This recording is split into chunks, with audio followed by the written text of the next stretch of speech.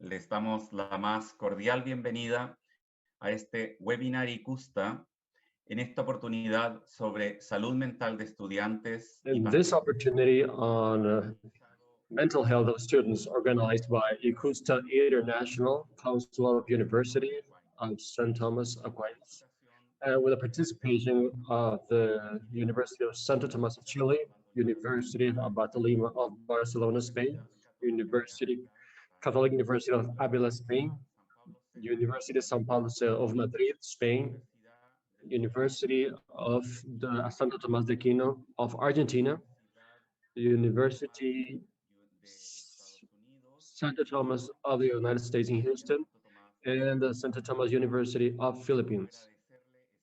I want to thank especially to the academics of the universities before mentioned who will participate today and the authorities of such universities for the support to this ICUSTA webinar and their interest to share their knowledge with the other members of the area.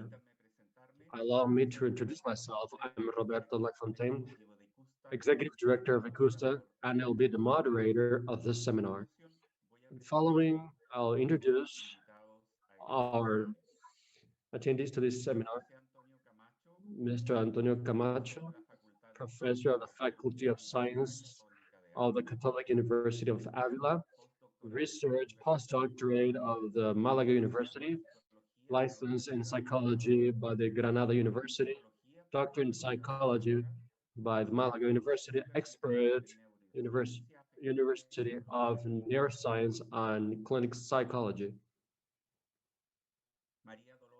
Maria Dolores Barros Lores of University of Batalipa, SEO, Professor in Psychology in the University of Abataliba, SEO, Doctorate in Humanities and Social Sciences in 2017.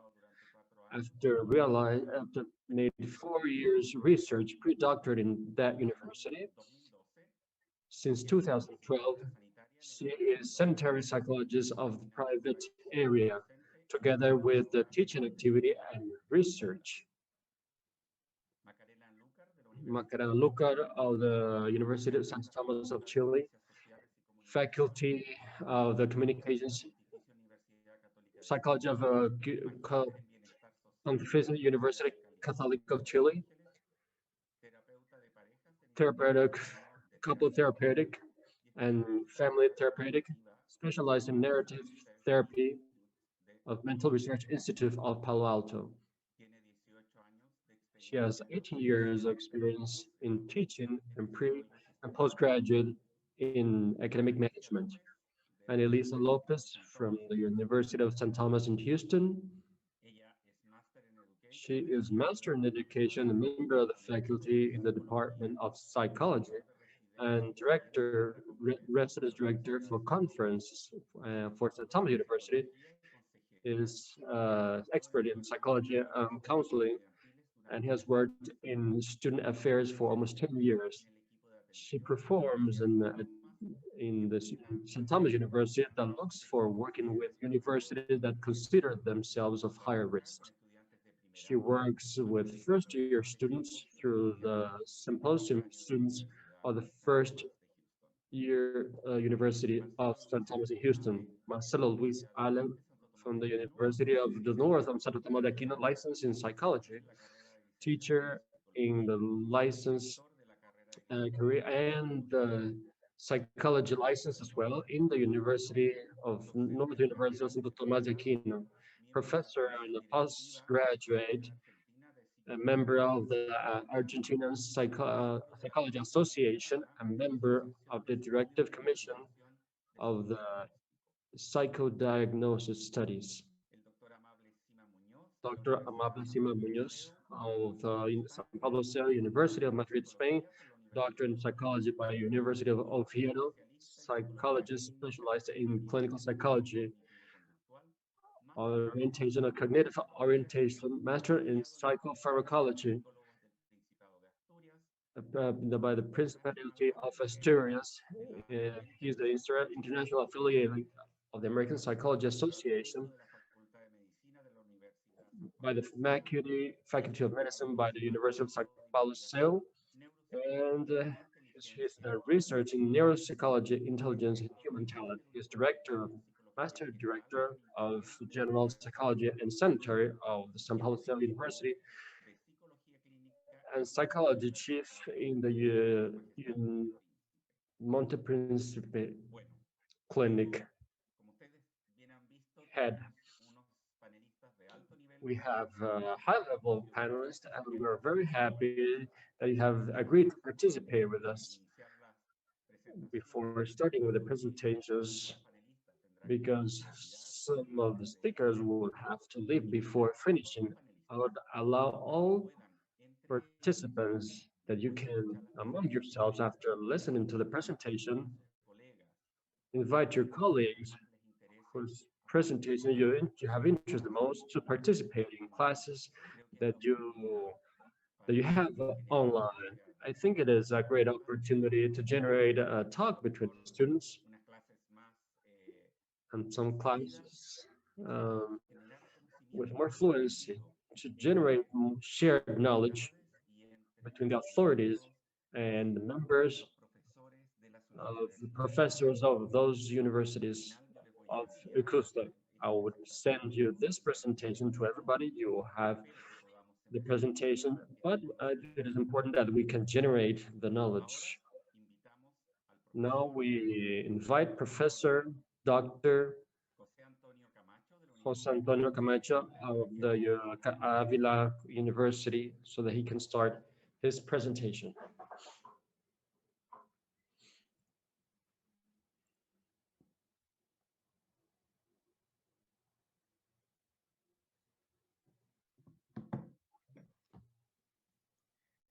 José Antonio, estás sin micrófono.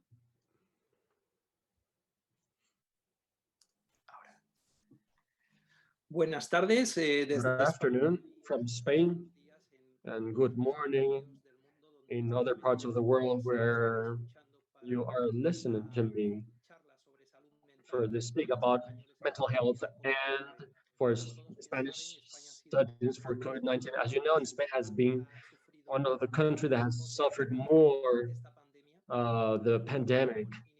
And initially in Europe, and together with Italy, we've been the most affected in the first months of this pandemic.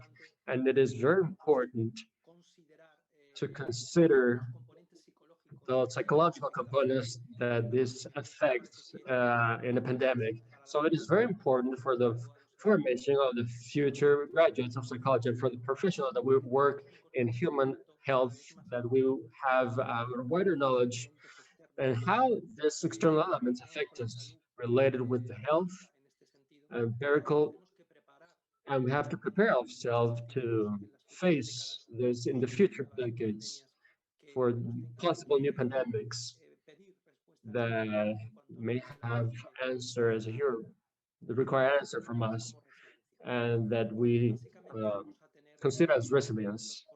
We'll have four important. I will see that if I can show you the presentation. Okay, there are four aspects of the pandemic and its influence in human health. Some of the psychological information about the pandemic in teenagers in Spain, some of the research that are made about psychology on pandemic and resources of how to face it. This, the pandemics are epidemics on a wide scale that is affecting millions of people in various countries in the world, and sometimes it extends throughout the world. There are behavior patterns that are sometimes very worrisome that can surge from a generalized infection. The psychological impact was very, very large, more than the clinical impact. Some people may become very anxious. They may experiment anguish and very dangerous level to maybe they require some special treatment for their emotional crisis. This can be generated by different factors, by, for example, different factors for like anxiety and stress, post-traumatic stress as well. The TEP It can generate by stress factors related with the pandemic, as as being present by a more generalized mortality, and also by death of beloved ones, as we are some of us facing that. Those people can experiment disease behavior. The symptoms include nausea, fatigue, sleep problems, and maybe problems, thinking problems, memory problems, and those problems, neurological problems, are receiving great attention. And the months that have been after this contact. So now there's a series of investigations that has come out of what is going to be for this influences on the body. So there has been a behavior in the pandemic, but it can sometimes be difficult to determine what are really the emotional reactions. We can indicate the irritability, the depression, that it has an immune response for this, but we don't know the stressful factors, psychological factors. It is because of those physical difficulties, also because of the lack of food, too many people in the hospitals of the beloved ones also. One of the most important studies on general of the population has focused mostly this year on the risk factors, psychosocial factors. We have various references of author that has worked through this hard year of pandemic. You said, well, there are diverse investigations that are coming from because of this cause.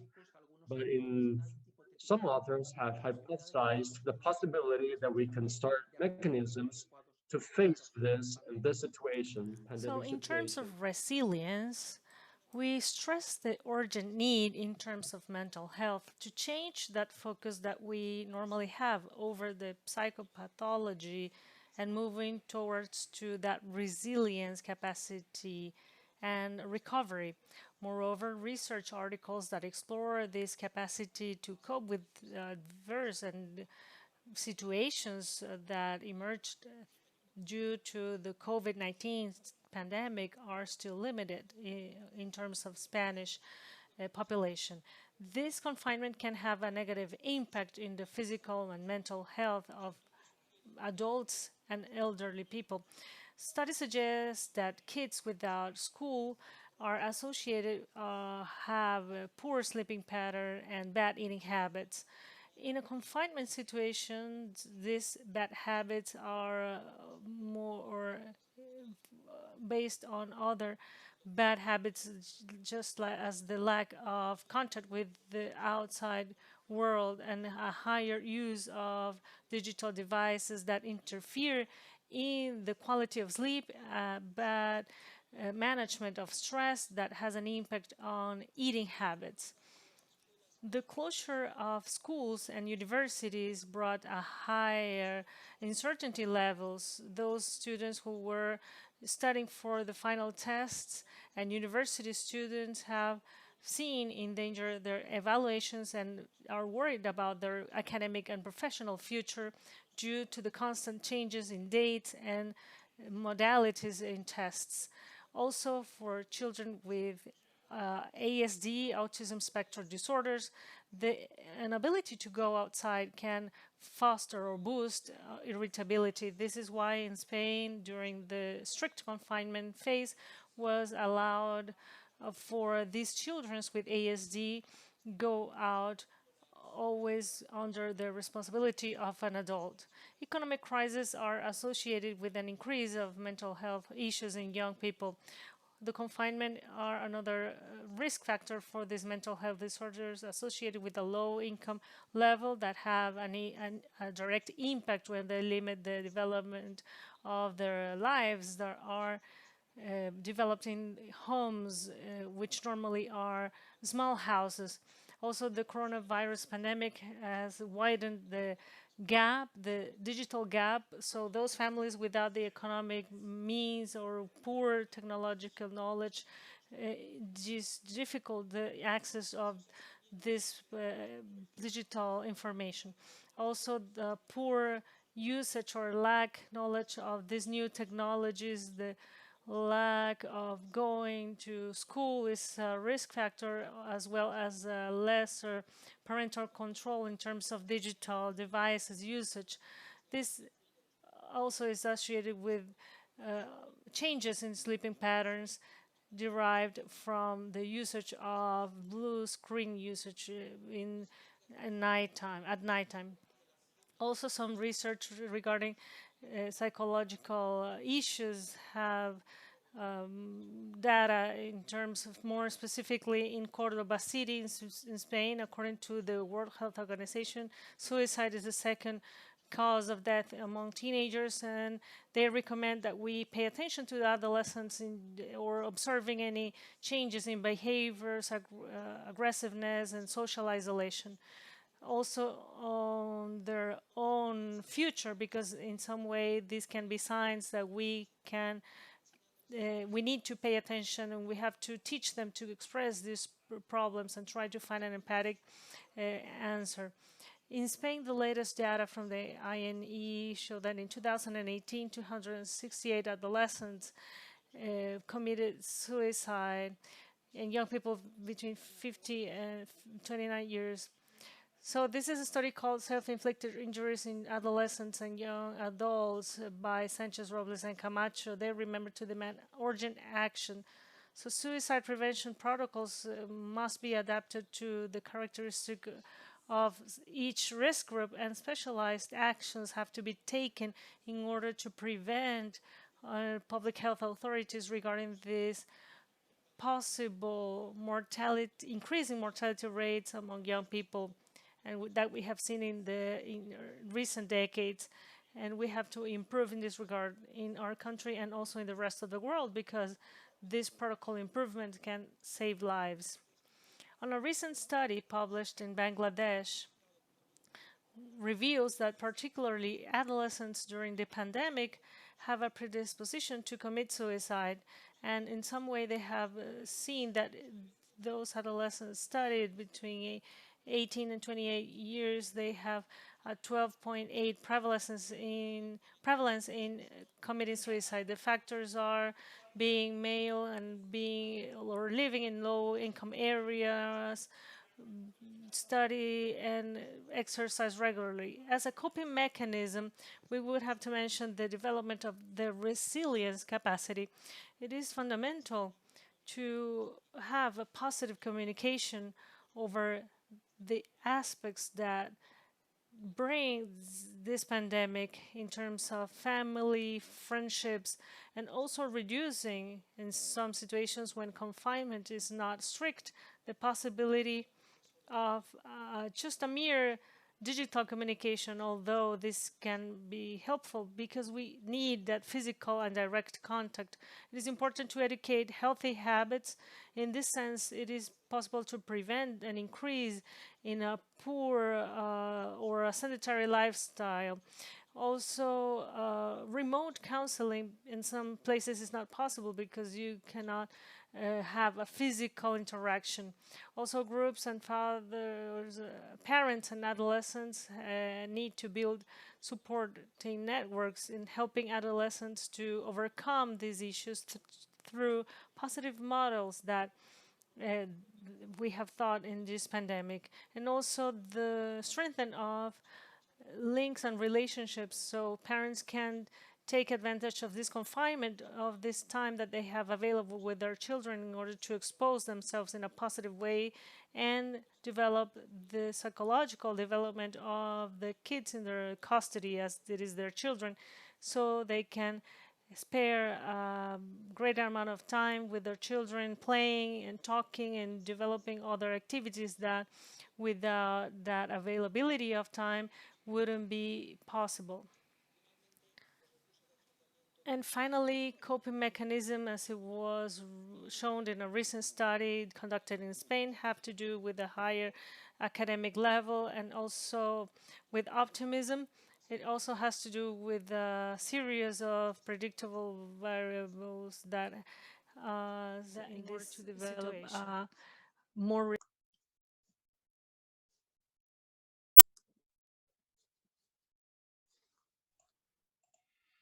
Muchísimas gracias, José Antonio, por tu muy interesante exposición. Quiero además aprovechar para decirle a los asistentes que pueden, abajo donde está preguntas y respuestas, escribir sus preguntas y serán respondidas en ese mismo canal por los panelistas. Estamos en este minuto con algún problema con la interpretación al inglés, pero estamos chequeando cuál es el problema para que podamos solucionarlo. And we were having some problems with interpreting into English. We are now checking what is going on in order to have it as solved as soon as possible. I'm sorry about that. Questions in Q&A at the back of the screen, and the panelists, the speakers, will respond, answer there. En la parte de preguntas y respuestas.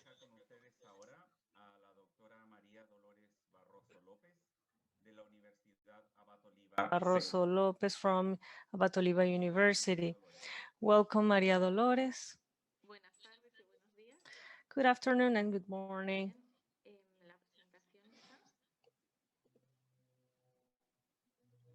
Well, let's see the presentation.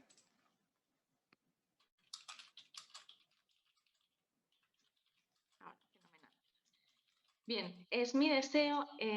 So now let's go to the first slide. I would like to do an introduction from a clinic experience.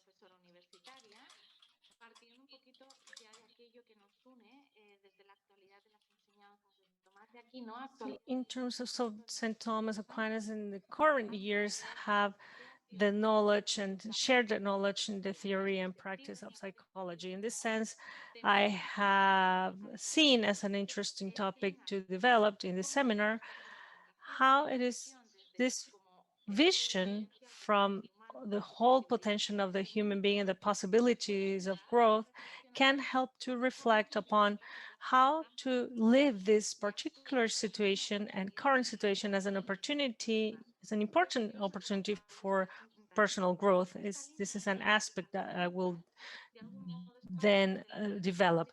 So we have to understand that the complete health for humans is not understood without understanding the whole human dimensions and the complete development and virtue. This context take us to understand in the first place that mental health not only could be understood as a lack of mental disorders, even the absence of negative emotions, but as a vital growth from the idea that human beings has an idea or a desire to reach an ideal that precisely is not able to organize their emotions to a certain personality. So next slide, from this point of view that human beings are a unity, we're able to understand these dynamics in the face of the daily lives. We understand this unity. So thanks to, in some way, emotions show us all the dynamisms that acquire in our everyday lives. And through the examples and the words that I use right now, and we share and use the words to share this inner world, and the words is we manifest, and through emotions we express that vitality. We can do good with happiness because we are able to love, and we can reject the evil because thanks to that firmness, we can resist difficulties and go through and judge whatever it's good. We can suffer with patience and resilience because thanks to the development of that strength, mainly on the basis of love, we are able to transform pain and suffering in true acts of love. And I will dare to say, with all the discovery of the updates that I can include here, is that from this vision, emotions are vital forces that can be regulated, channeled, and brought to our inner world, and is a manifestation of a vital project for a higher happiness. And so each and one of us has a relevant and important personality, but that's a force that we can drive thanks to the criteria that we considered for our inner world. So no, let's go to the next slide. I highlight the importance to remember the discovery of our own potential, and in the emotional context, take us to consider all those emotions, and those inner emotions make a reference to the idea of what we want to be. This is why when we discover a good reality, we are completely touched for that good, and we also are driven to share that. When we talk about emotions, we talk about everything that we fear, that we love, etc. And it also has a myriad of details with infinite connotations. We don't stop there. We also talk about forces and tendencies as the desire of proper excellence and professional achievement, virtue and knowing reality, study, patience, love and beauty, etc., that can be organized. That desire many times It is is hidden. hidden in different kinds of vulnerability and difficulties. In this way, how can we make these forces to work? Starting from a profound and sincere knowledge of ourselves, like with our own vulnerabilities, to consider that how am I going to orient my life, and also in the social and spiritual wave, and organize my love scales. How do I, for example, give myself to the others to love and hate things, for example, what is worth to be loved, the respectful of parents, the renounce, and hate those that it is worth to reject, the envy, the loss of time, etc. Investigations have showed us the consequences that what are the consequences of the lack of self-control. And it is important to self-value out of ourselves and to persevere with the goals and the concentration in studies and other multiple aspects. We'll go through the next slides to evaluate. I have had different correlations that have had throughout the years through different investigations that show this what we're saying right now. We are people that have auto-regulation capacity that can keep ourselves in persevering in our goals, in a vital goal on our conscience, what is worth to strive for, and the tranquility that allows us a good concentration and use of our reason that we can feel ourselves that we're more capable of. In this sense, and go into to another issue and to the next slide, I would like to have having this general bird's eye view to talk a little bit about reflection and what experience the students have and how this relates with the shock that they have under this situation. What we see right now that there are many changes in responsibility. There are changes that in the beginning that it is very serious effects of what we want and what we are how do we want to orient ourselves, our lives? The youth, it is very important to settle that identity in which it is integrated two important questions. Who am I and where am I going? Because we situate what we want. If it is, they are not realistic, they can difficult our growing and generate more disorientation and anguish, and to experiment a great lack of sense. In some way, the stress that we have are the ideals and the habits that we have, or in other words, the affirmation of ourselves, the love with ourselves, and the response of the love that we want to manifest through this vital process. So all this with living, having relation with important people of our lives. Other authors have confirmed that lack of maturity and responsibility can go to a higher to a vulnerability, like different symptoms are like distortions of self-knowledge. An important study throughout the years, the young people look themselves as consumists and independent people, and all these studies they keep these characteristics. But the other years of studies, this has been modified. So in 2005, um, there's an important quality that is more related with the consumption, focus in the nowadays, and less capacity of tolerating suffering and sacrifice.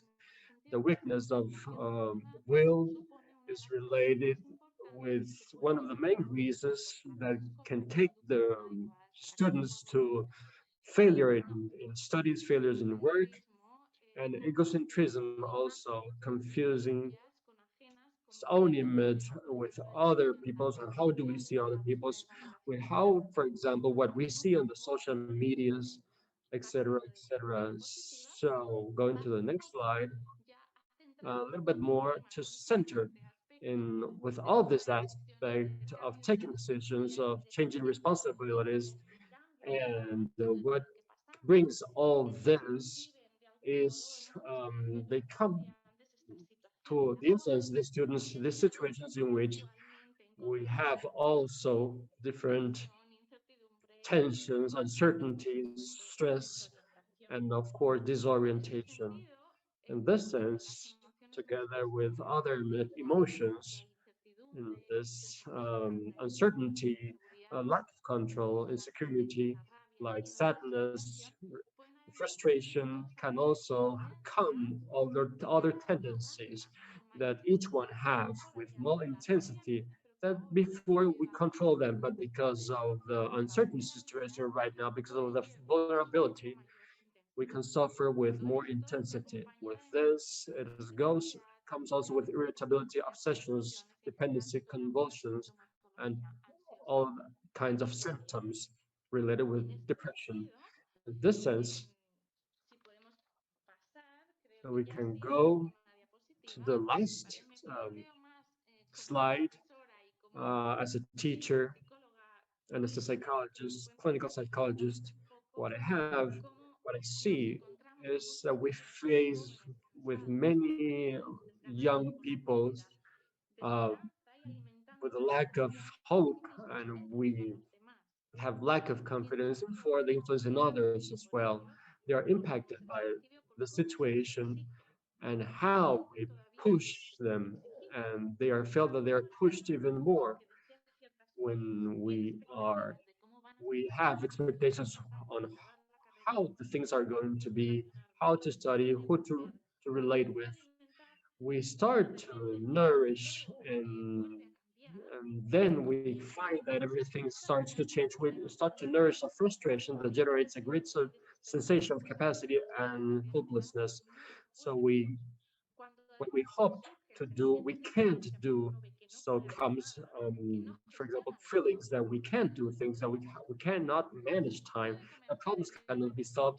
It can obviously generate diverse emotions, mostly centered in sadness, despair, and fear that nourished by different factors, etc. These emotions we know that are not good, or maybe they're not bad, but if it expands in the situation, it makes it continuously. to loss of patience, lack of stability, and it generates an egocentric that we are focusing attention on ourselves and our suffering and our auto and how people hurt us and how we are not considered, how people do not help us. So that is what we see on therapists usually. It is feared also that we lose the present and we focus on the past and what we have not gotten before with a lack of capacity to face the future. That is why, in some way, that I think it is very important together with this resilience terms and etc. We let's remember that the present and live the present in a significant way as an opportunity, vital opportunity. It's our richness and an opportunity. There's always something that we can do, that we can diminish the sadness and face what we fear with more patience and being conscious of also that vulnerability, but being also strong. It is also an opportunity to start to look, what do I want? How do I manage my life? Before, maybe because of the changes of all the activities that maybe they wouldn't realize about it. Okay, I'm about to finish. And to live this circumstance. So that's why we have to nourish the happiness and hope, two emotions that have mutual feedback. The happiness in the sense that we can make things work and it can manifest in how do we respond to our friends, to our partners. If it is we are able to listen to others, with, for example, to help maybe simple home help others, and we can profit by our studies. How can we profit by the time and maybe talk to someone that haven't talked before, etc., etc. Deeply, what I mean is that it is an opportunity to research and validate our capacity together with our vulnerability and also feel that we're capable of helping each other, because those who are who can really grow and show their possibility, it is capable of valoring what you have of good and how you can share it, how you can live in present time as if it was the last minute, making small actions that can allow you to change your life and those who surround you. So with the satisfaction that you hope that you can overcome that, this attitude of communicating because you trust that you have something good to give, something good that you can communicate. That's why growing, it's a giving journey. How can how can I serve the best under what circumstances? And these questions are really important. So this is the way I finish my presentation, and thank you very much.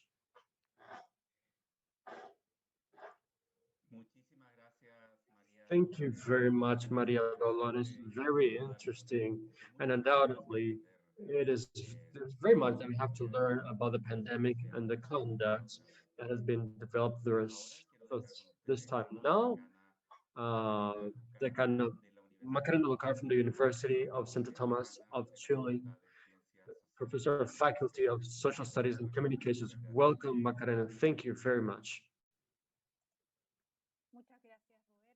Thank you, Roberto. Oh, I see that I'm sharing the presentation with you. Es un placer para mí estar a cargo de It's a presentar. pleasure for me to present the experience of the Santo Tomas University of Chile in terms of the approach, the needs of our students' mental health in these times of uncertainty times. To start, it is very important to share with you also some of the features of our institutions and the students that are going to be the focus of this proposal that are going to share with you. It is important to say that the university, the institutions of Santo Tomas is all along Chile, from Arica to Punta Arenas. There are 22 the the branches that we are in, and we can develop formation spaces to 80,000 students.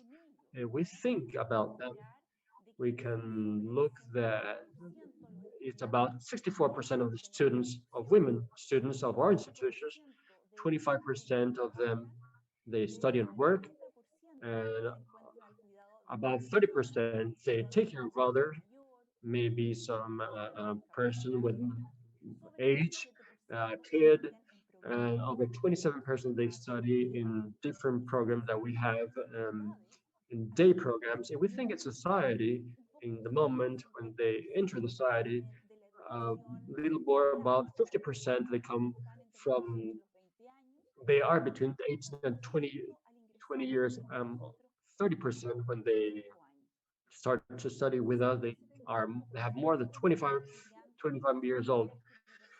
They 74% of the first generation of that has higher education in their families. This is very important characteristics because it contrasts also with what literature tells us when we see the experiences of investigations and regarding higher education. Clearly, this education shows us the range in that the people that has higher university have mental problems that are considered important, and particularly when it is related with adaptation, depression, and above norm average population. An important indication is many people that have suicides tendency in male population.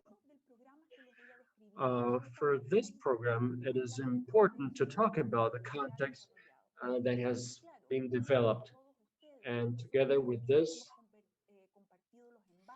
We have also shared the problems of the pandemic with everyone this year, but we also have to add the experience in terms of social experience, the outburst that happened in Chile, an important social movement started in October 2019, where the young population has had a main role creating a series of effects and experiences from this topic, many of them feeling protagonists with the hope of making social changes that in fact uh, have had an impact in our institutions and themselves living and their families experiences of anxiety and anguish related to these uncertainties created by social movements in this magnitude that we have seen in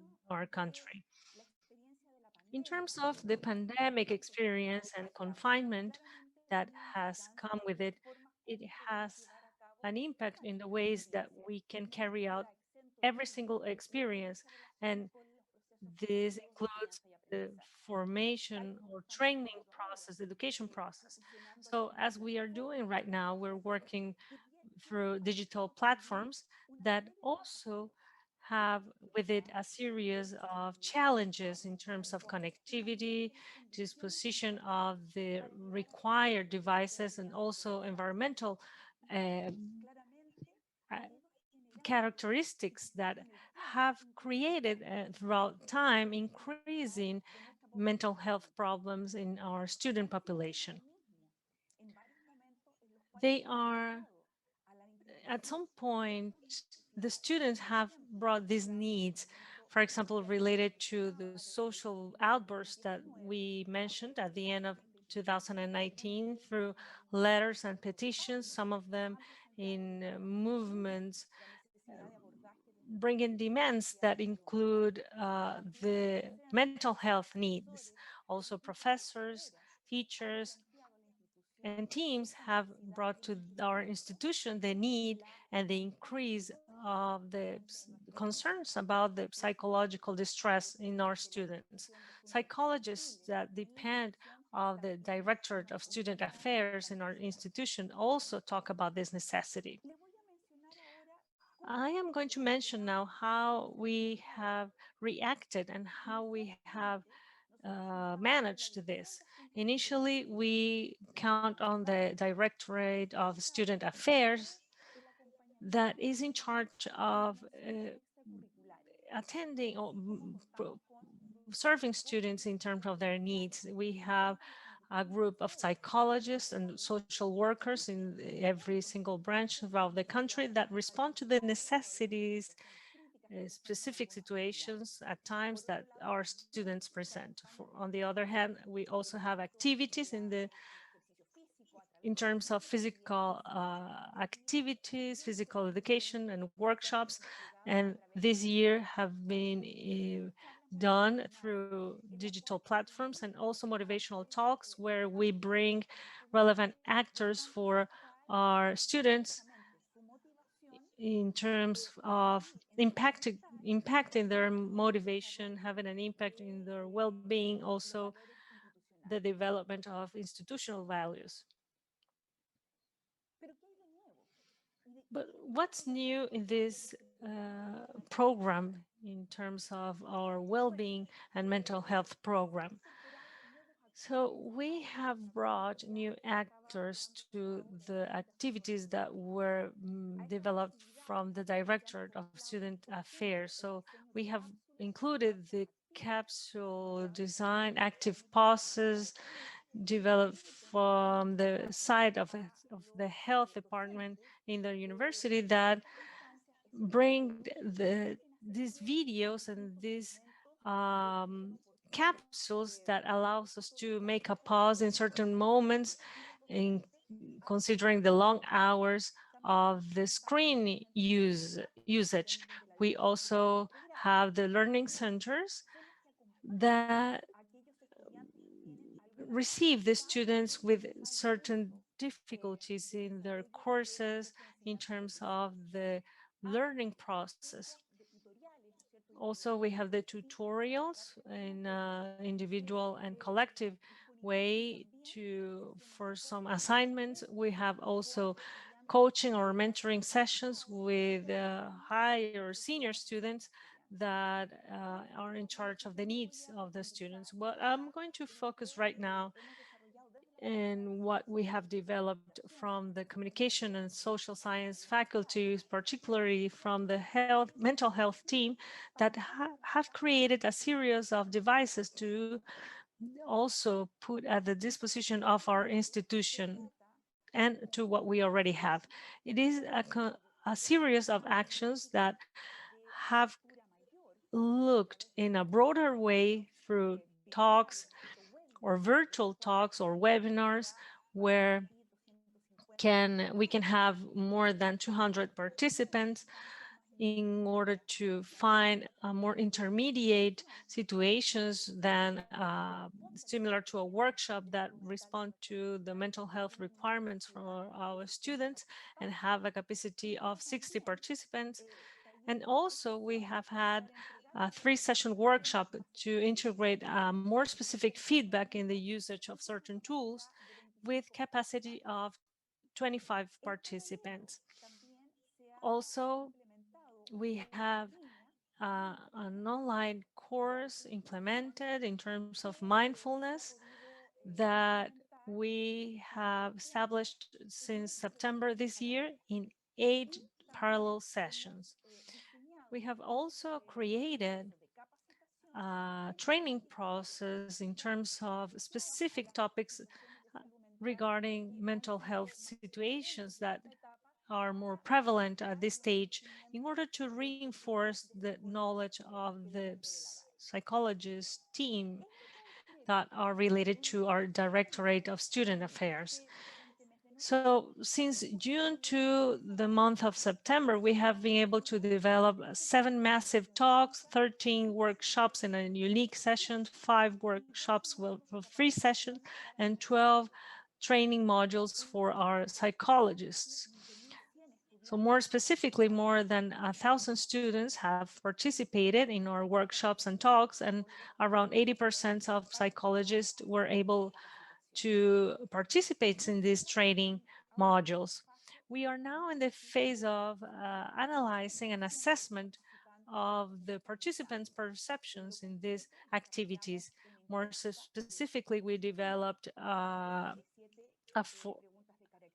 some questions of characterization and 21 perception questions of their experience in order to assess these activities.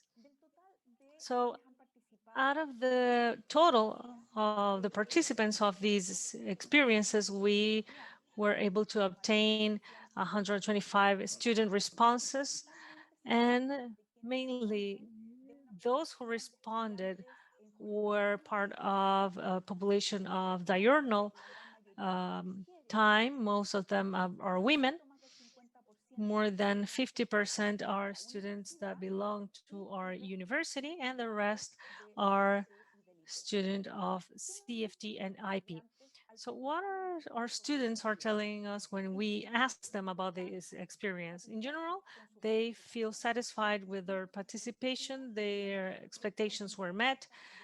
They responded from mildly satisfied to highly satisfied. In regards with the activities and the tools delivered through these formats, in general, we can see that over 70% consider very useful or highly useful the tools that we have delivered.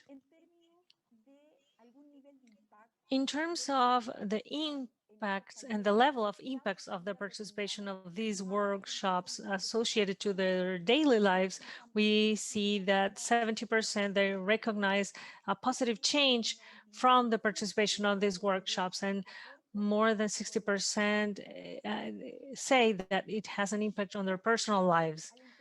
So specifically, when we give a voice to our students in terms of these devices, we find a positive assessment in regards of these workshops, and they value especially the activities that were provided, the tools and the topics chosen, and the idea of using and applying these tools in their daily lives.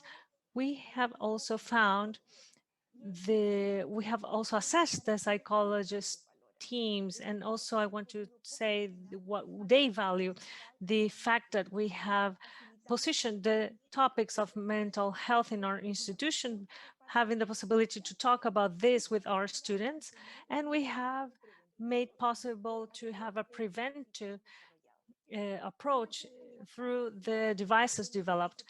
An important point is that they prefer smaller student groups in order to handle their mental health issues or topics. And finally, what we have to do from now on. In this uncertainty context, we also realize that their needs are changing, and we have to anticipate to this. Currently, we are preparing a new phase of this program where we expect to reinforce our diagnostic tools, and we want to keep on studying the necessity of reaching a balance regarding the access of the population and what we need to have access to. And precisely, we would like to respond to the needs of our students. It is important for us keep a focus on the prevention and improvement of their mental health, and also the articulation of units and actors inside our own institution in order to create these responses. Of course, the learning process is derived from the usage of the digital devices. It is important to respond to the needs of their students. And lastly, I would like to share a message regarding the concept of crisis with this double dimension of danger and opportunity, because we are currently trying to provide an answer in this context of crisis, given this accumulation of tension that we have seen in our country, and that it has certainly affected our student population. When we look into the future regarding to reinforce this program that we are able to share with all of you right now. Thank you very much. Muchísimas gracias, Macarena, por Thank you very mostrarnos much, Macarena, for sharing with us such an interesting experience with so useful. I would like to explain for the rest of the institutions that maybe it is not clear. Macarena talked about the IP and CFG. IP is the Professional Institute. Those are technical institutions, and the technical training center. In total, the St. Thomas institutions are 3: the St. Thomas University, the Professional Institute, and the Technical Training Center of St. Thomas. And it has 22 centers in 19 cities. So for the work of Macarena's team has not been easy working with such amount of students and different in different parts of the country. So thank you very much, Macarena. I would like to leave you with Professor Analicia Lopez from St. Thomas University in Houston, Texas. Welcome, Analicia. She is going to speak in English, so I invite you to use the simultaneous translation feature. With us today. Thank you very much for having me. Por invitarme. Estoy muy emocionada de hablar con ustedes hoy. Entonces, mi presentación se llamada A prueba de niños, cómo el COVID-19 ha cambiado la experiencia típica de la universidad.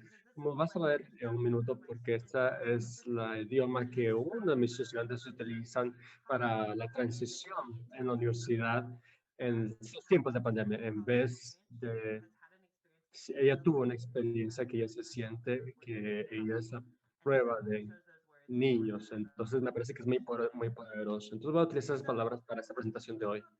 Entonces, para darles una visión de la Universidad de San Tomás, estamos en Houston, Texas, en los Estados Unidos.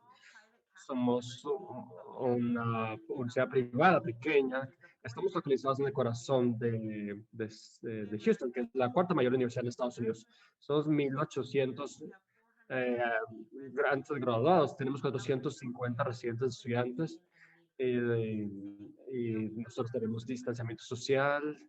Tenemos ahorita 200 estudiantes residentes actualmente. Entonces ha impactado bastante el COVID. Tenemos Texas, 1,000,000 de casos.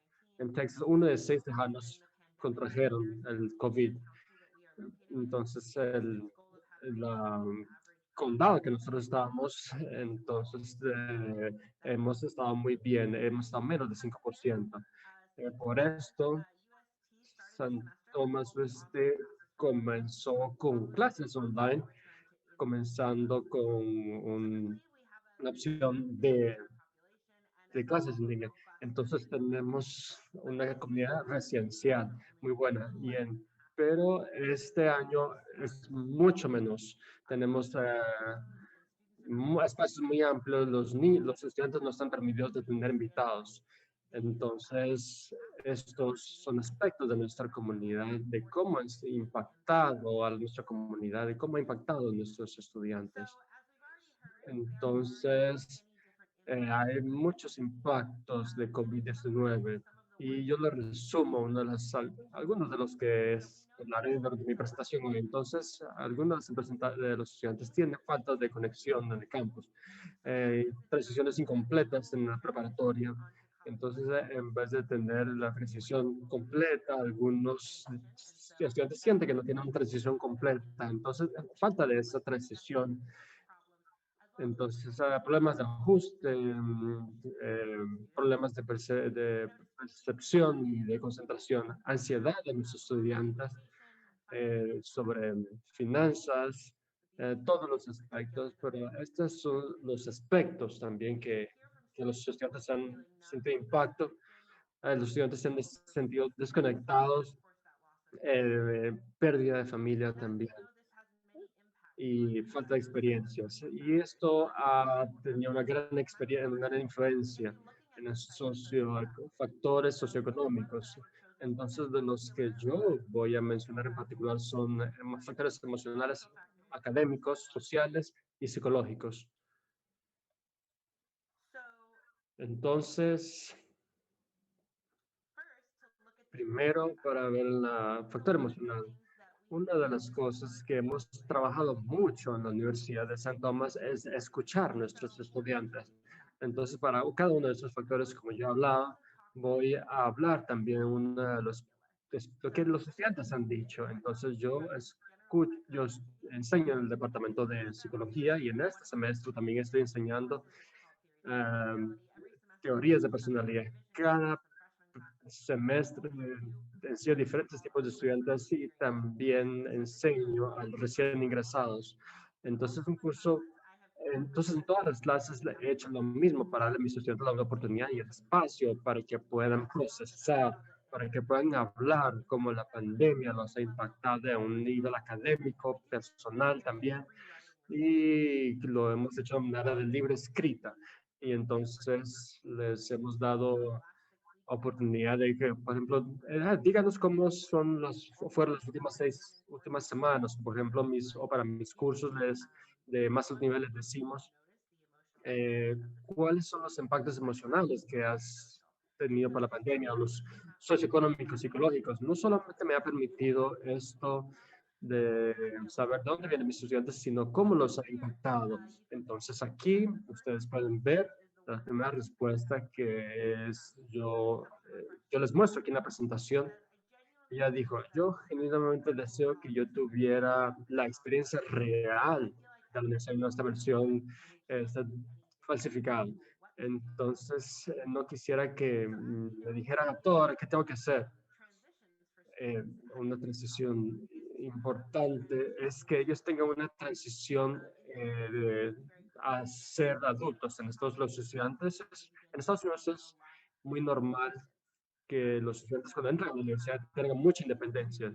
Entonces, ellos pueden ser muy libres, hacer sus cosas a su modo, pero con el COVID-19, muchos padres, como nosotros sabemos, son mucho más protectores de los estudiantes, no necesariamente están teniendo la oportunidad para vivir en un apartamento o en el campus, ir a la comunidad del campus, sino tener que tener las clases en línea. Entonces, esa experiencia es una descripción de cómo está influyendo en nuestros estudiantes. Otro comentario es, mi padre tiene asma, entonces tenemos que tener cuidado. Y he estado gastando mucho tiempo en casa, en mi cuarto, sintiéndome atrapada.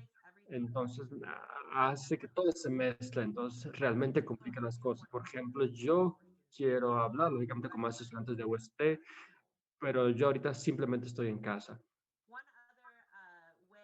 Otra forma de que los estudiantes han notado que han sentido impacto emocionalmente por la pandemia es relacionado con el sentimiento de tener una mezcla de su tiempo, de diversidad, de preparatoria. Ellos están sintiendo que el tiempo a veces está pasando muy rápido o muy lento como resultado del COVID-19.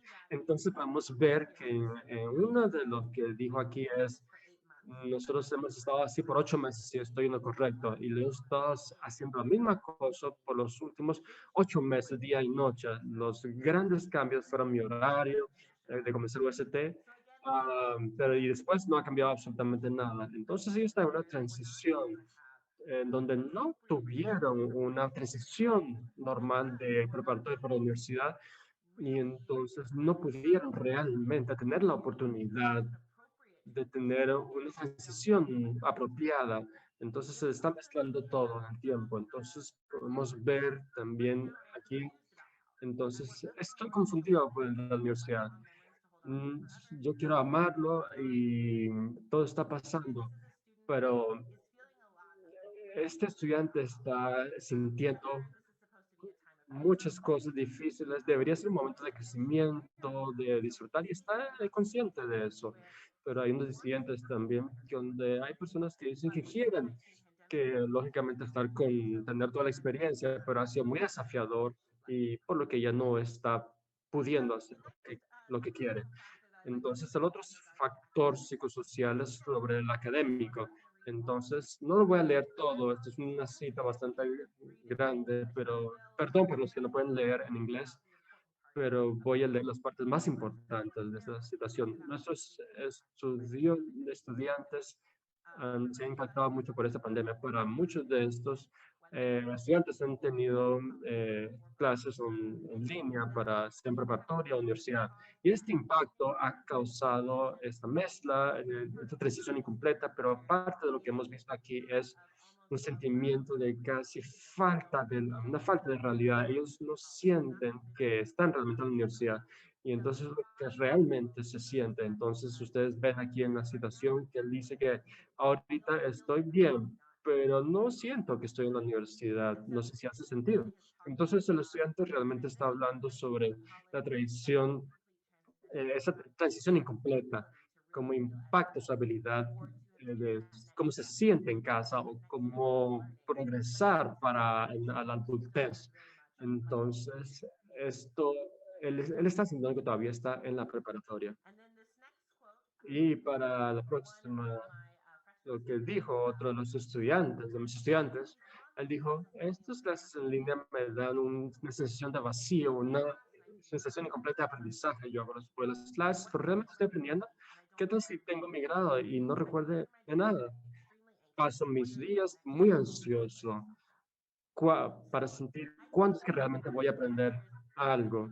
Entonces, muchos de nosotros profesores hemos hecho mucho para que la experiencia de estudiar sea fuerte, robusta, pero en mi universidad hemos visto un cambio muy fuerte en la educación en línea. Entonces, ha sido un gran apoyo para la universidad, pero para muchos de los estudiantes, los estudios en línea no se conectan de la misma manera. Puede ser que los estudiantes aprendan de forma kinestética o tal vez aprenda de diferentes formas, pero cualquiera de las razones es que los estudiantes tienen ansiedad sobre aprender en este ambiente en línea. Pero ¿qué tal si yo no me acuerdo? ¿Qué tal si la educación no es completa? Y entonces parte de eso es que está reflejado en los chistes que, por ejemplo, nosotros vemos en la cultura pop. Ahí había un chiste y entonces está hablando de un chiste. Es una necesidad de aprender, no solamente para los estudiantes, sino para la población en general. Entonces, es algo muy importante que nosotros tenemos que prestar atención.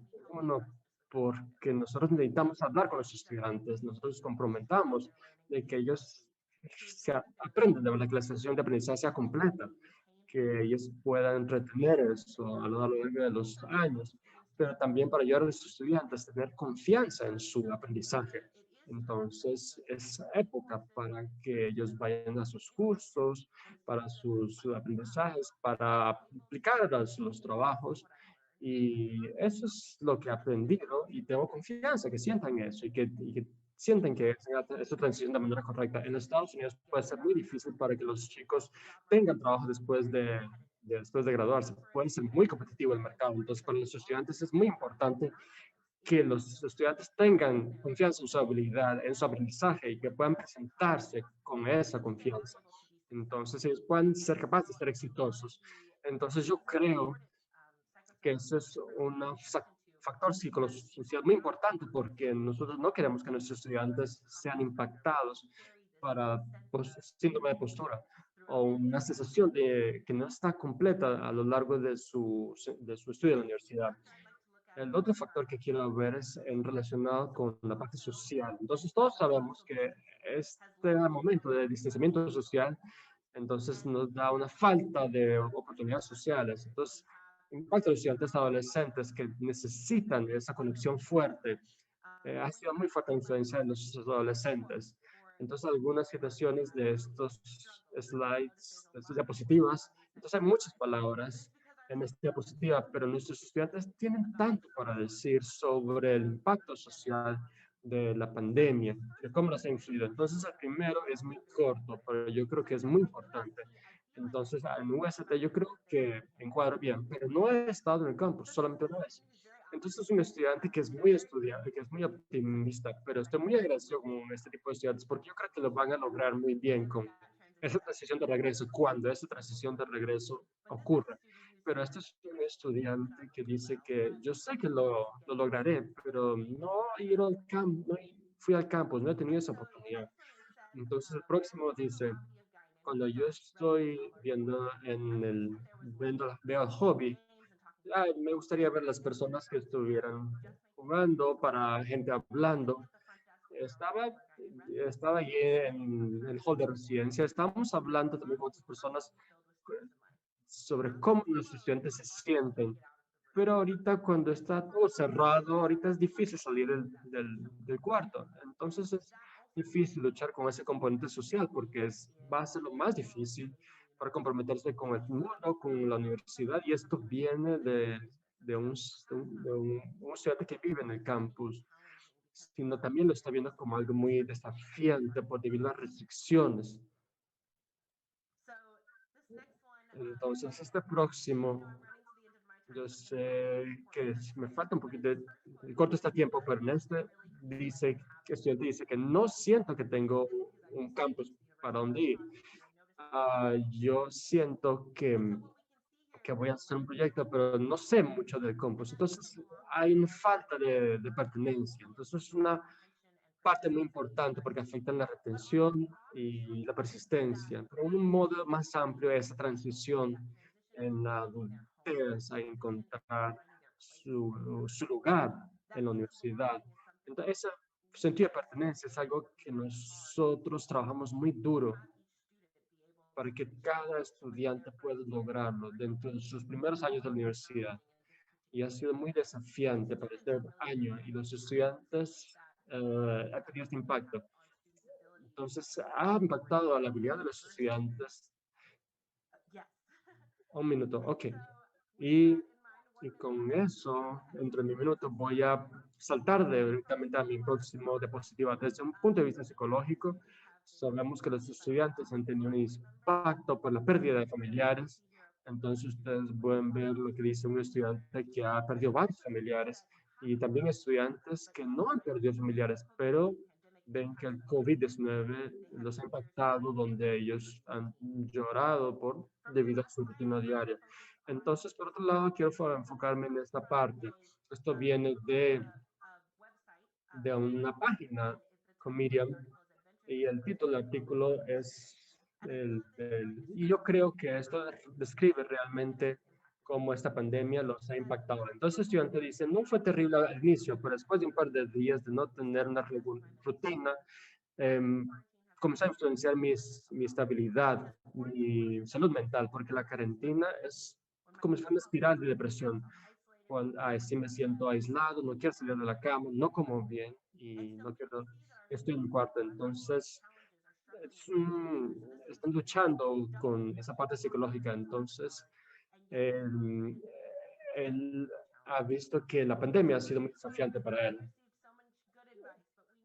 Hemos visto varios buenos consejos, pero sabemos que algunos equipos no son buenos. Tenemos que escuchar The opportunities to process and then provide supports in as many areas as we can, financial, emotional, de social. áreas que podamos en aspectos sociales, emocionales y académicos. Y para finalizar, lo que sea que podemos hacer por nuestros hermanos, lo hacemos como así lo han hecho por mí.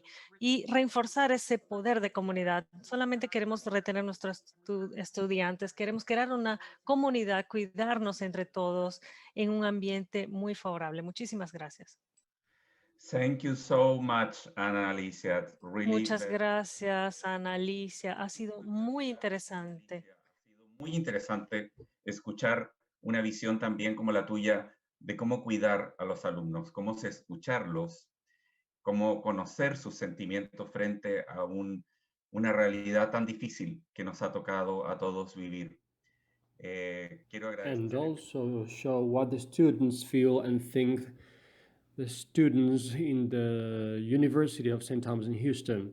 Now I want to leave with you to invite Marcelo Luis Sales, professor, the University del Norte Santo Tomás de Aquino of Argentina.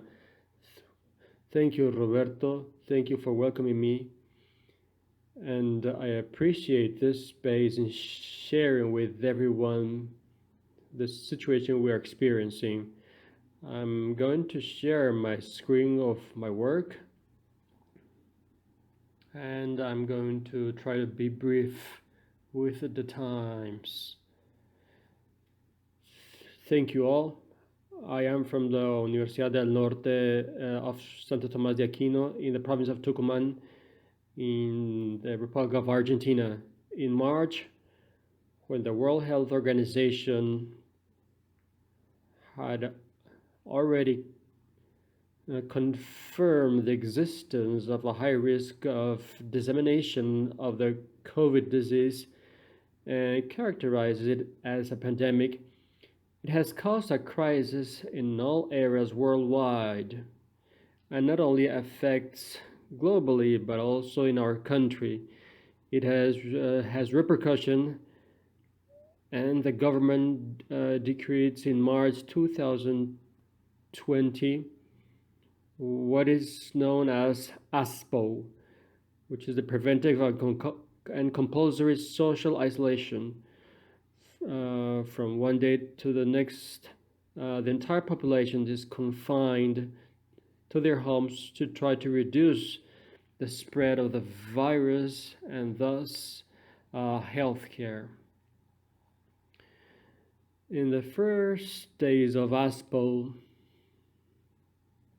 this resolution of isolation dictated by the government leads to the closure of all commercial activities that were carried out, like shoppings, bars, restaurants, public offices, all were closed. Companies also were closed, the suspension of classes, and there's an interruption of activities like sports and recreational activities like clubs, theaters, cinema, religious activities. And at that time, in the first days, it was not so much the impact, because it was thought that the situation was not going to last so much and that we were going to return in a few days. Due to the lack of information, lack of clear information from our leaders, this expectation was generated, which later was not true. Even before the pandemic, the social situation of the region, and in particular of our province, had been deteriorating due to the growing inequality, the high index of poverty, difficulties in the political and economic areas, and there was a high growth of discontent. Added to the question of the health crisis, the discontent was increasing, and also there were increasing the stress factors. These are some of the images of our shopping center and the university, empty as they were at the moment. In the educational field, similar measures were taken as in other countries in the region. The educational establishments have been considered as a potential focus for the transmission of the virus, so they were closed, with the suspension of all classes at all levels, primary level, secondary level, university level, and it was influenced by the crisis of COVID. It is needed to maintain the learning process, for which the schools were forced to implement different contact modalities with a diversity of formats, and also in the use of digital platforms. This non-presence way that represents an unprecedented challenge for traditional education in relation to what we were used to in our country from April, and we still continue in this stage. We are in the stage that we call education in times of social isolation, where during these 9 months that we are, the entire school, the entire educational institution moved to the houses, to the homes of both teachers and students. Our province, here we can see the map of Argentina. Here is Tucumán in the north of the country. It is the smallest province of the whole country. And here there are 4 universities, private and state universities. These universities have a large flow of students from other provinces nearby. Of the provinces that constitutes the northern Argentina, and also from other countries. We receive students from other countries like Bolivia and Peru. When the ASPA was decreed, many of the students had the inconvenience of not being able to return to their places of origin, to their homes. This scenario required modifying everything that had been done in the traditional classroom, reinventing, giving new curricular and pedagogical meaning to new forms. Both teachers and students and the whole family, they were forced to have technological resources and connectivity that, although in our country the educational system was unequal in many aspects, the pandemic increases the gap in the access of knowledge and information. Beyond the learning processes that we're trying to promote, there is also the difficulty in socialization and inclusion that appears in many of our students. This change of modality was not easy for teachers and students, nor for the family. We were not used to working with technologies, with digital platforms, with the digital resources that were available, and there is much emphasis where there's a big difference, a very important gap in the access of technology, in the access of connectivity, which does not ensure that the proposed objectives can be complemented. In rethinking these new modalities brought a dilemma in terms of the educational reality, in terms of where, how, and what to teach and what is learned. Mental health is a well-being state where an individual has the resources to cope the different factors of their daily lives that allow them to work in a proper and convenient way. So mental health reinforces and facilitates the ability to maintain a healthy behavior that keeps people and others safe and healthy.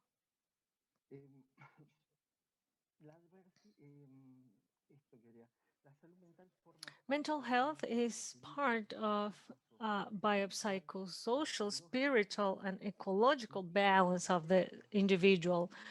It has to do with different aspects and dimensions of the individuals, and these needs have to be met, and we have to achieve certain balance to have this well-being. Adversity is a risk factor that threatens those protective factors available to the individual to sustain their well-being and effectively deal with conflict. When a crisis affects the lives of individuals and communities, it is probably to have high levels of stress. That is, the coping mechanisms are insufficient and there is an imbalance and maladjustment, losing the state of well-being. The pandemic that we are going through and the sanitary crisis that we're facing implies a disturbance, a strong impact, which can, in many cases, exceed the ability to function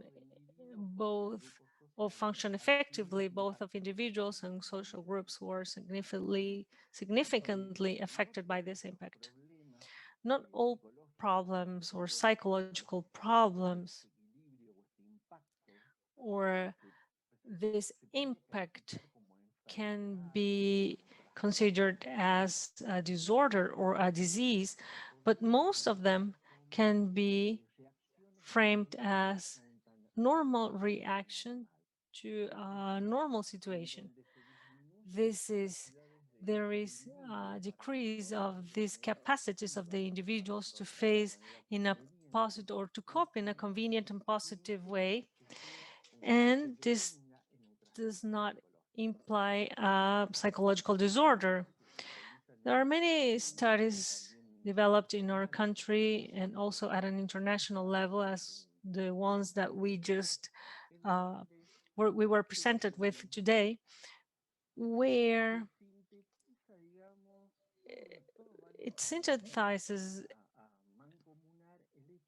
the fact that we are living this significant psychological anguish that we are facing. And in the vast majority of the population, it is manifested by fear, and in others with anxiety symptoms or depression symptoms, isolation, irritability, also compulsion that we are seeing in studies, or uncertainty, also irritability.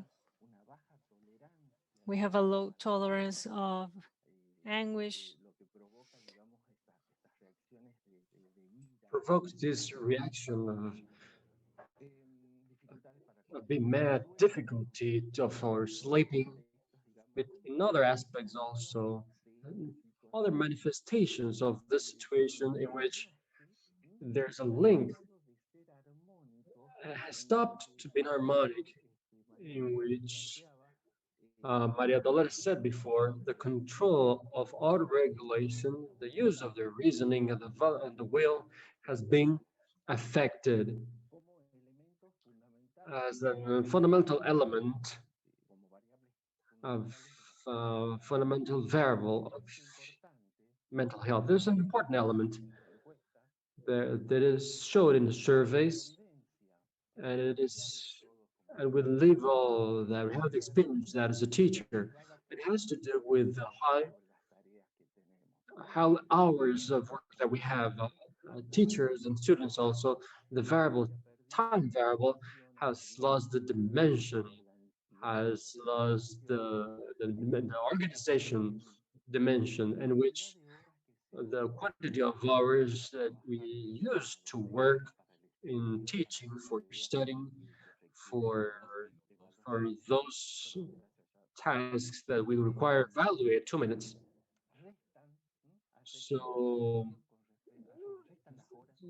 the lack of hours related with the personal aspects, and that also reduces the lack of satisfaction, and also what is known, what Spanish entrepreneurs said, the intoxication, a saturation, overexposure to information. I'm going to summarize these results that come from 2 surveys that are made by our university from the Marches of April and July, in which, in generally speaking, these are some of the results, general results. But to tell the truth, there are much more information. But there's a great lack of satisfaction by the population in which fundamentally they feel vulnerable. They feel that they don't have the basic rights like liberty, the lack of social events that have not only with meetings but also with the possibility to have the family visits. The beginning was very complex to go to visit family, friends, sick people, negatively impacting the work. Access to health has been cut off. The lack of we can have the religion, and these are factors that have influenced negatively in all people. Some, to conclude, some of the related with the pandemics, there nobody knows that nobody's really prepared to face this crisis. It has affected in all kinds of fields in our life. It has showed the fragility and the working and the educational system that shows important differences in relation to the socioeconomical areas in the impact of the implementation of the virtual platforms allows us to get close to a social reality and communitary reality of our students in which many scenarios are displayed in which we must adapt to each one, facilitating the learning, the encounter, because the lack of connectivity and the access of information it's not the same for everybody. The tools, the resources depend on the characteristics of the reality of each student, and then how when are the permanent challenges that we have to face permanently in our education and our role as teachers. Nothing was the same when we built the traditional education. Everything was transformed. We have to analyze the present moment of the educational system, also the social aspects that we go through right now. We have to build other everyday life compared to the what we were used to before.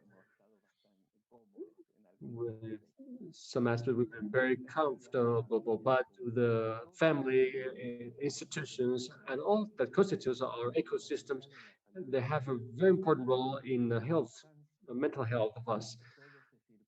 But everything is learning, but it also helps to build social links and the formation as a human in all its integrity, just as this is the mission of the spirit.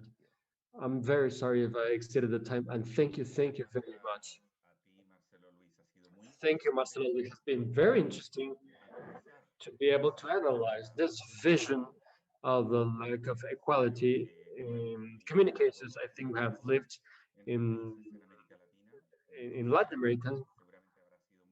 Maybe had been different in the United States or in Spain, but in Latin America, undoubtedly we have lived that, understanding that, for example, provinces or regions, not all have the same connectivity, not all homes have the same connectivity, and with universities like and institutions like ours that have students from the middle class, and then many of those have economical problems. Many of those students have economical problems. So it has been very interesting your vision, Master Luis, from a subject that has been very complex during pandemic for higher education. Thank you very much.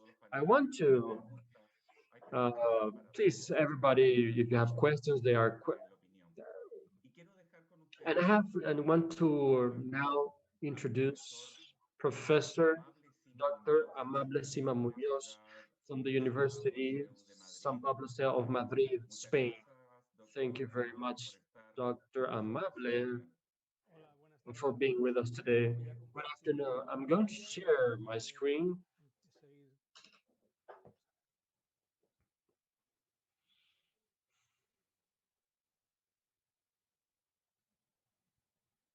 Creo que podemos más o menos.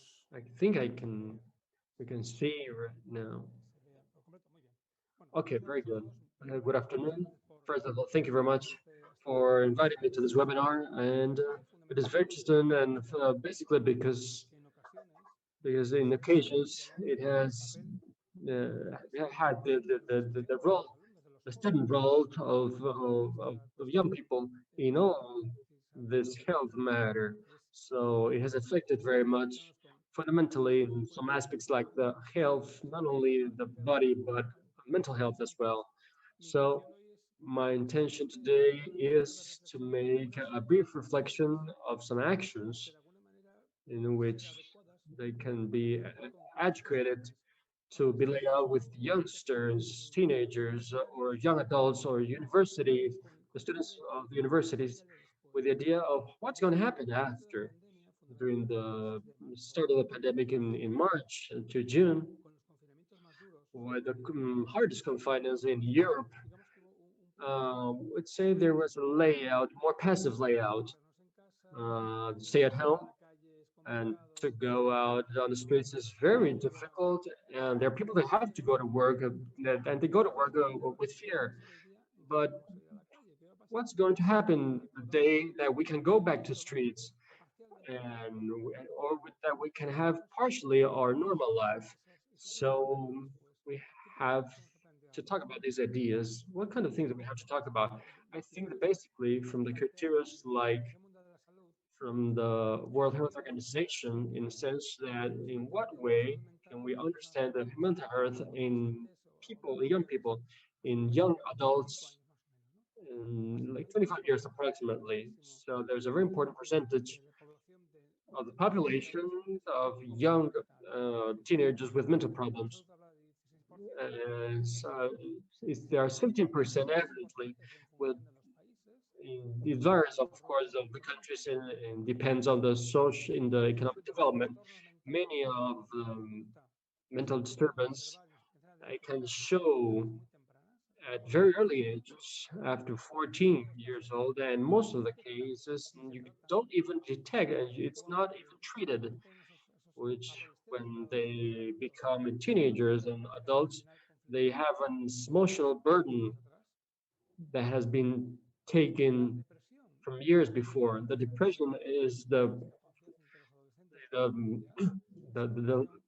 depression generates an important problem from our way of having everyday life. So the capacity of the boy to adapt to normal life, the suicide, a very important cause of death that shouldn't be that way.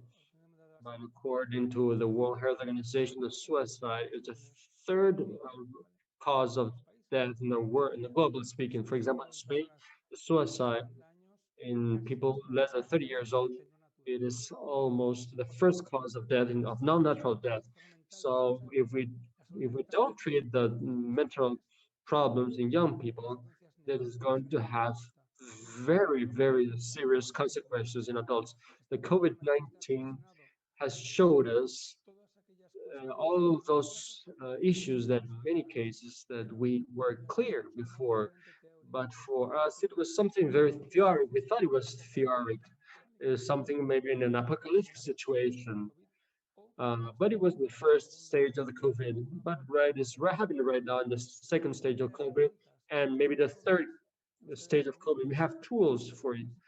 We have to give tools for these teenagers and for those adults fundamentally, because they can have resilience, psychological resilience, all that surrounds the problem of the pandemic.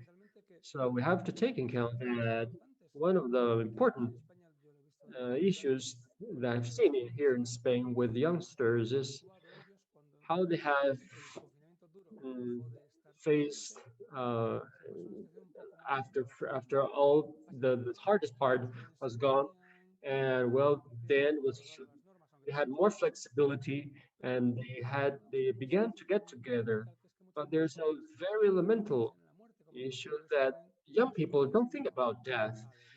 Young people think about that they are immortals, but it is not true. They are not immortals. So in many situations, the human health, it is not taken account, thinking that, well, they have the physical health that makes us feel good, but we discover that it is not that way, because there's a very important percentage of young people with many difficulties that the pandemic has showed that problem.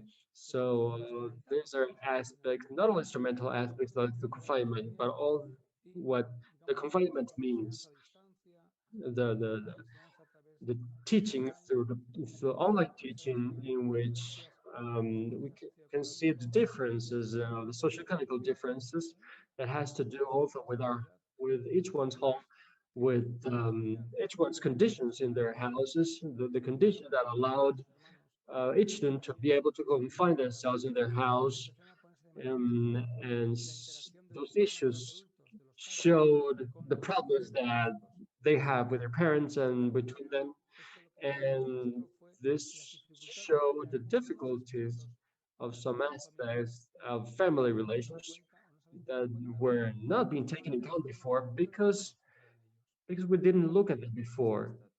So today it has to do with what are the basic fundamentals regarding the mental health.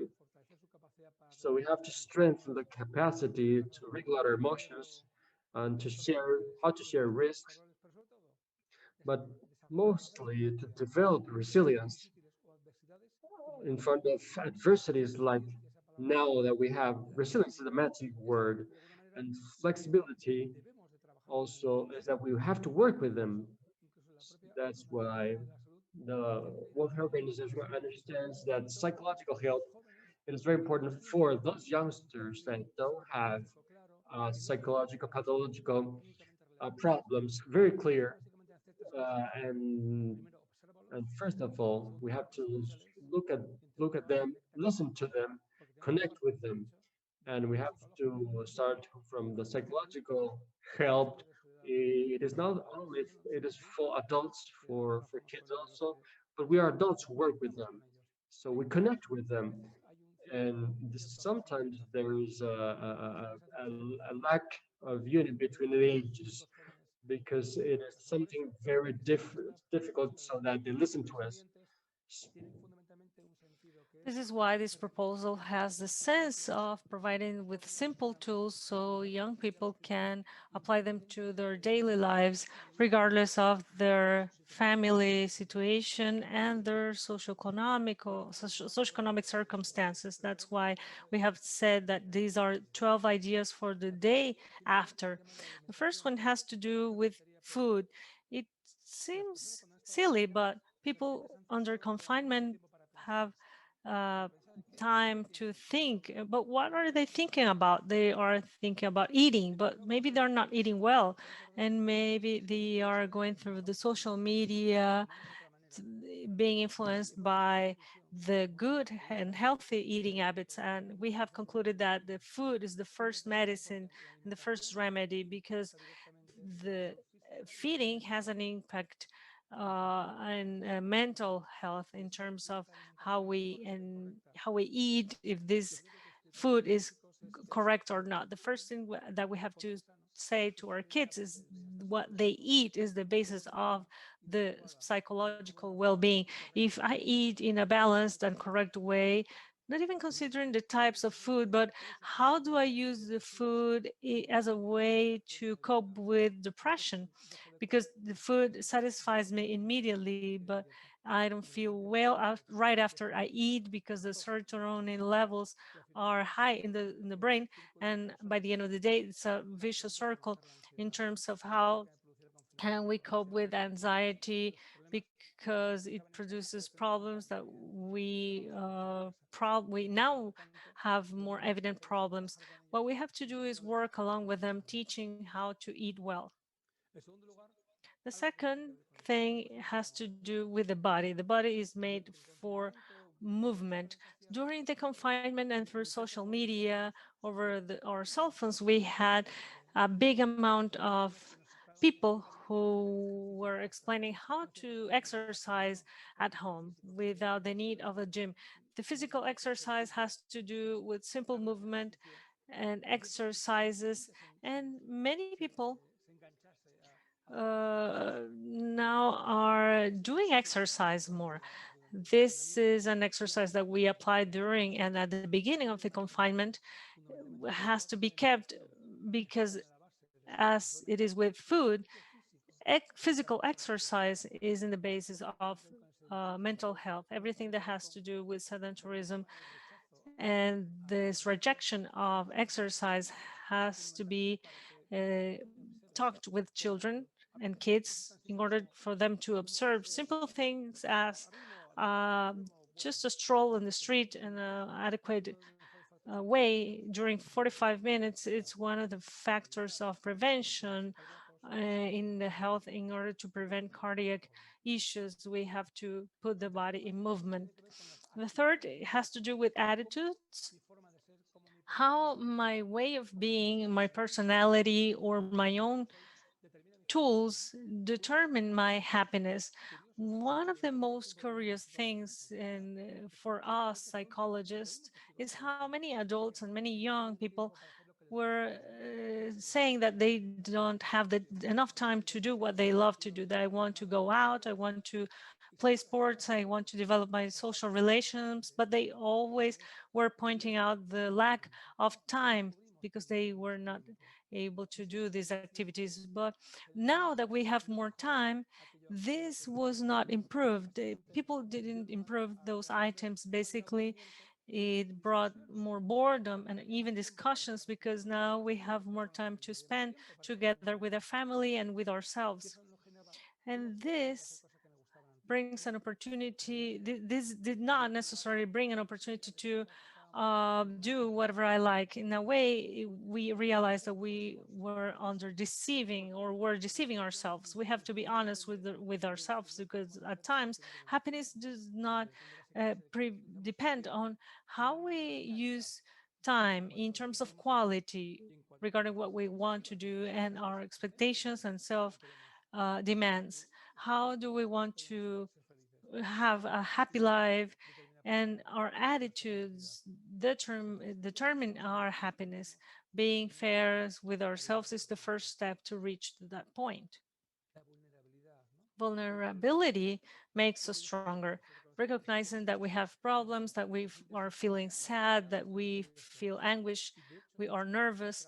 In fact, we have to work with children, making them seeing that when we talk about it, when you vent or deal with it, and try to communicate your feelings, your negative feelings, deep down you're taking the first steps to solve a problem. And when we see the need to look for professional help, because by yourself or when you have an environment that cannot solve these problems of fears and preoccupation, we have to look for professional help. You have to accept yourself. And I have said this before, we have to set goals, we have to see our strengths, our lack of strengths, we have to work towards that. And I have a message, you have to accept yourself as you are. And alcohol levels during confinement have to be lowered because if you want to keep a healthy life, we have to reduce the alcohol consumption. Alcoholism make us take us to the wrong path. Also, for social relations, it has brought more openness with friends and colleagues. It is a sign of mental stability. We have to take ourselves among everyone. We have to be volunteers. We have to volunteer in regards of being good citizens and being local. This is thinking in a global way, but acting in a local way. We don't not only have to see what's outside, but what we have right under our noses. We have to change that perspective. Tell me what you do, and I will tell you how you're feeling. We have to grow as individuals in a global level that will makes us better persons. We have to be collaborative. Individualism doesn't improve our mental state. On the contrary, when we talk with others, we have to be always, or we are taking part in social situations that we have to consider, take into consideration the economic situation, also habits.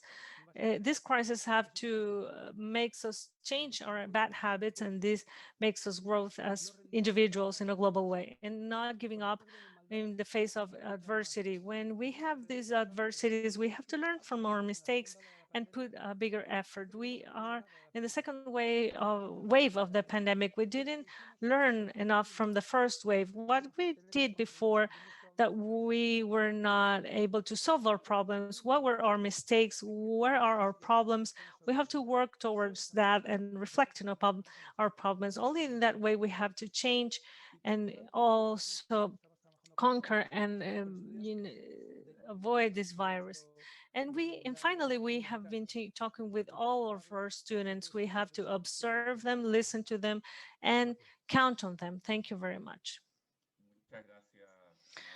Thank you very much, Amable. It is fundamental what you mentioned and regarding the connection with our students. And I believe that connection, as well as the attitudes that we have to have towards them and the learning process, we are already in the second wave, and whereas us in South America, we are at the beginning or maybe at the end of the first wave.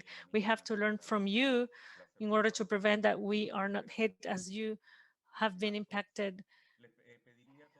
So I will ask you to open your cameras for every panelist for this final part of the session. I would like to thank every one of you, Macarena, Maria Dolores, Analicia, Amable, Marcelo, and also the professor who had to leave, Jose Antonio from the Catholic University of Avila. I think this has been very fruitful and interesting. In this cycle of 3 ICUSTA webinars, we had one about international integration processes. The second one was about literature and a way of instill values, and this one about mental health in the context of this pandemic. I believe the main the main message of this is to be in contact, and our main goal has to be open a channel of communication with you in order to share knowledge. The link of this will be sent because the different time zones is not easy to have everyone connected at the same time. So that's why we're going to send the links so the universities can share this webinar, because it has been very interesting. I would like to ask you the same and insist upon what I said at the beginning. The main goal is to share knowledge. If there's something that this pandemic has left, despite all the bad things, has been the international connection. We have been able to generate knowledge at this moment, and something that before was very difficult. It was expensive. We had to travel to do seminars. We had to have resources, but now we can share our knowledge with other colleagues in other latitudes. We can share with students. We can make our students to communicate with your students. I would like to invite you among the panelists that we had today. You can invite among yourselves or create projects together, if we can support those projects, that would be great. We are able to do that with the international relation directors from all the university. We can create short-time courses where 2 or more universities can participate, etc. I believe the chances are many. So what we need was to put in contact all these experts, and through this cycle of webinars is exactly that. And we expect in 2021 to continue doing it in different areas. Thank you very much again to everyone.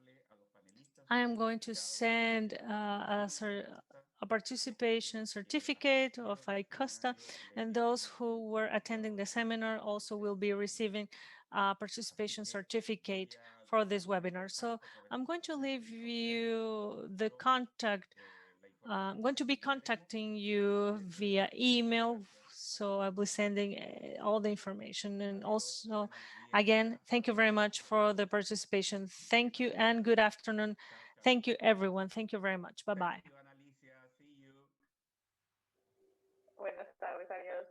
Thank you.